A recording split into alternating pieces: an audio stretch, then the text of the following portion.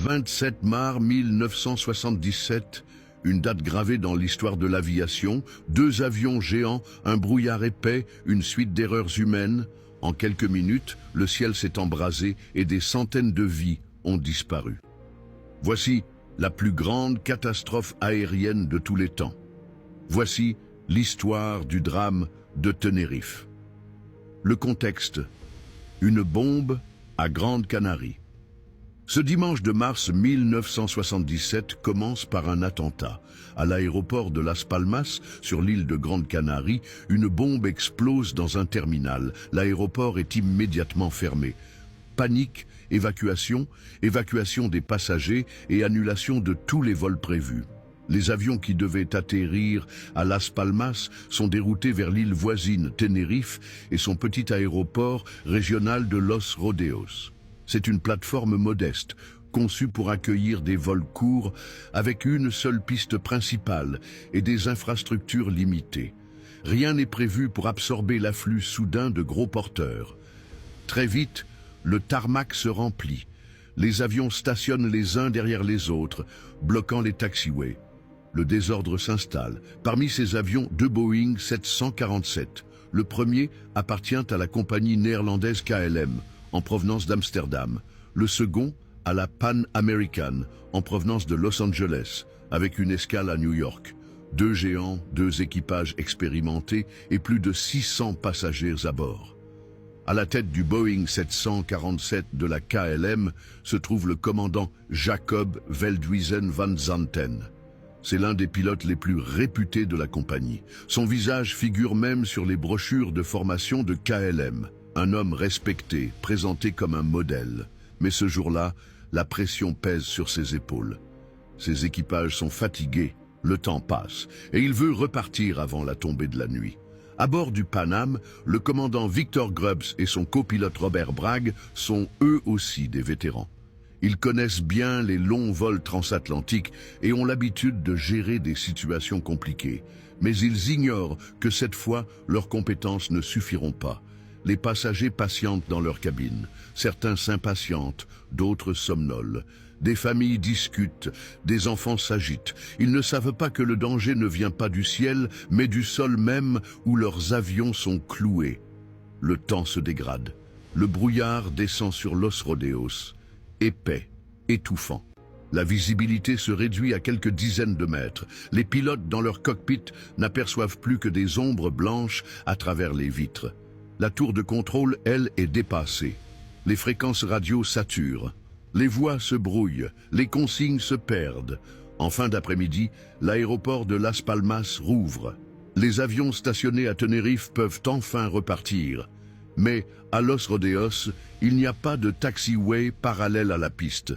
Chaque appareil doit rouler sur la piste unique, puis effectuer des manœuvres pour se placer. Cela ajoute encore plus de confusion. Le KLM s'aligne en premier. Le Pan Am doit suivre la piste derrière lui, puis prendre la 3e sortie pour dégager. Mais dans le brouillard, les équipages se perdent.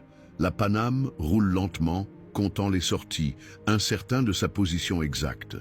Dans la tour, les contrôleurs peinent à visualiser. Ils donnent des instructions ambiguës. Les radios s'entrechoquent. Parfois, 2 équipages parlent en même temps, rendant les messages inaudibles. À 17 h, le commandant Van Zanten du KLM s'impatiente. Il veut décoller. Le temps presse. Les limites de service de son équipage approchent. Il pousse son équipe à accélérer. 17h05. Le copilote du KLM demande confirmation de l'autorisation de décollage. La tour répond « OK, stand by for takeoff. I will call you. » Attendez, je vous rappellerai. Mais dans le cockpit, Van Zanten interprète cela comme un feu vert. Sûr de lui, il annonce « We are now at takeoff ». Les moteurs rugissent. Le Boeing de la KLM s'élance sur la piste. Le Pan Am toujours sur la piste. Pendant ce temps, le Pan Am roule toujours. Ses pilotes cherchent la sortie, mais dans le brouillard, ils ratent la 3e intersection. Ils continuent donc tout droit, encore engagés sur la piste. Sans le savoir, ils sont directement sur la trajectoire du KLM lancé à pleine vitesse. Dans le cockpit du Pan Am, soudain, des lumières apparaissent dans le brouillard. des phares.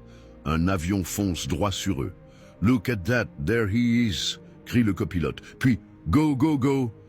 Il tente désespérément de virer hors de la piste. À 17 X, le KLM décolle. Son nez pointe vers le ciel. Mais l'avion est lourd, trop chargé de carburant. Il ne parvient pas à s'élever assez haut. Ses moteurs et son fuselage arrachent le haut du Pan Am. L'impact est cataclysmique. Le Pan Am explose immédiatement. Des flammes engloutissent l'appareil. Les passagers hurlent, piégés dans les flammes. Certains réussissent à s'extraire par les hublots éventrés, sautant sur la piste en feu. Mais la majorité reste prisonnière. Le KLM, quant à lui, retombe lourdement sur la piste et explose à son tour. Pas un seul survivant à bord. Le carnage est inimaginable. 583 morts. La pire catastrophe aérienne de tous les temps. 61 personnes seulement échappent à l'enfer, toutes issues du Pan Am. Elles témoignent d'un chaos indescriptible, des cris, des flammes, des corps piégés, la fumée étouffante. Les semaines qui suivent révèlent l'enchaînement fatal, l'attentat qui a provoqué le déroutement, le petit aéroport saturé, le brouillard meurtrier, les instructions ambiguës de la tour, les communications brouillées et surtout la décision précipitée du commandant du KLM, un homme respecté mais qui, ce jour-là, a mal interprété, mal jugé et entraîné des centaines de vies dans la mort. Cette tragédie change à jamais l'aviation civile. Les règles de communication radio sont transformées. Plus jamais un pilote ne peut décoller sans une autorisation claire et confirmée. Chaque instruction doit être répétée et validée. Les équipages sont entraînés à contester un commandant s'ils estiment qu'il prend un risque. La culture du cockpit change. On appelle cela le CRM, Crew Resource Management, une philosophie née du sang de Tenerife. La mémoire. À Tenerife, une plaque commémorative rappelle encore aujourd'hui les noms des 583 victimes. Les habitants n'ont jamais oublié le jour où leur petit aéroport devint une tombe de métal et de feu. Les survivants, eux, portent à vie les cicatrices. Certains ont perdu leurs familles entières, d'autres vivent avec les images gravées dans leur mémoire, les flammes, la chaleur, les hurlements. Et vous, qu'auriez-vous fait si vous aviez été à bord de l'un de ces deux avions ce jour-là? Merci de votre fidélité et à bientôt pour de nouvelles histoires chocs.